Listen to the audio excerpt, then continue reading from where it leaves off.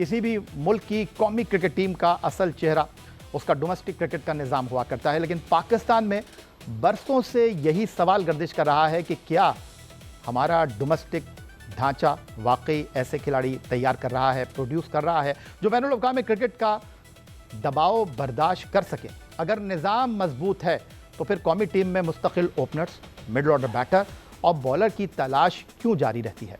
क्या domestic cricket की कारकर्दगी वाकई कौमी टीम तक पहुंचने का सबसे मोतबर रास्ता है या इंतखाब के मेयार पर अब भी सवालात मौजूद हैं? तो हम चलते हैं अपने मौजूद पैनल की तरफ और गुफ्तगू की शुरुआत करेंगे पाकिस्तान क्रिकेट बोर्ड के साबिक सरबराह खालिद महमूद साहब से। बहुत शुक्रिया याया हुसैनी साहब। मैं सबसे पहले तो आपको मुबारकबाद पेश करना चाहता हूं कि आपने एक बहुत शानदार प्रोग्राम का बंदोबस्त किया है। वैसे तो आपका चैनल जो है हमेशा ही बड़े अच्छे अच्छे प्रोग्राम पेश करता है और खेलों के मेयार को हमेशा कायम भी रखता है और बहुत सी चीज़ें जो दूसरी जगहों से नज़र नहीं आती या पता नहीं चलती वो आपके प्रोग्रामों से पता चलती हैं। तो उसी सिलसिले में एक नई आपने चीज़ सोची है, तो अल्लाह करे कि इसकी वो गुफ्तगू जो है वो उसी मेयार की हो और उसी तर्ज पे हो कि आपका मकसद पूरा हो जाए। तो आपने पहला डोमेस्टिक क्रिकेट की बात की है। बात यह है कि हर मुल्क की अपनी रवायात होती हैं।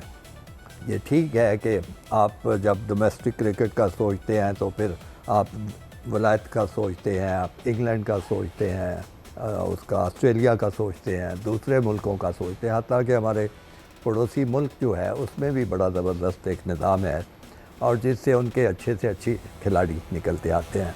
इस पे मेरे दूसरे आपके मेहमान और साथी ज़्यादा गुफ्तगू करेंगे, लेकिन मैं ये आपकी बातें सुन के सोच रहा था कि पाकिस्तान में एक रवायत होती थी क्रिकेट की जिसमें कोई डोमेस्टिक क्रिकेट वाला निज़ाम नहीं था, कोई चीज़ें थे, वो हमारे अपने ही तरीके थे। तो मैं उनका ज़िक्र करना चाहूँगा ताकि जब हम ये सोचें कि हमारी ख़राबियाँ क्या हैं, बेहतरी क्यों नहीं आ रही, तो हम वो भी सोच।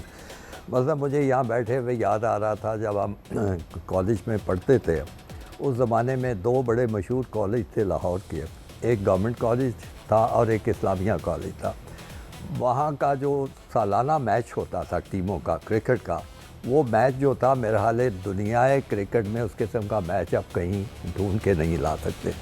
उस मैच की वजह से पाकिस्तान के जो इब्तदाई 50 की दहाई और 60 की दहाई के बड़े बड़े खिलाड़ी जो थे वो सिर्फ उस मैच से निकले थे खेल के।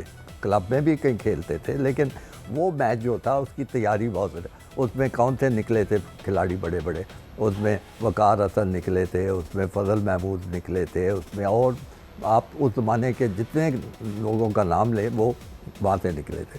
और वही एक मैच है जिसने उसको उनमें अंदर एक जज्बा क्रिकेट को खेलने का बेदार किया। खालिद महमूद साहब, आप ये कहते हैं कि अगर आपको फर्स्ट क्लास क्रिकेट को बेहतर करना है तो आपको बुनियादी ढांचे में स्कूल क्रिकेट और कॉलेज क्रिकेट को शामिल करना पड़ेगा। बहुत ज़रूरी।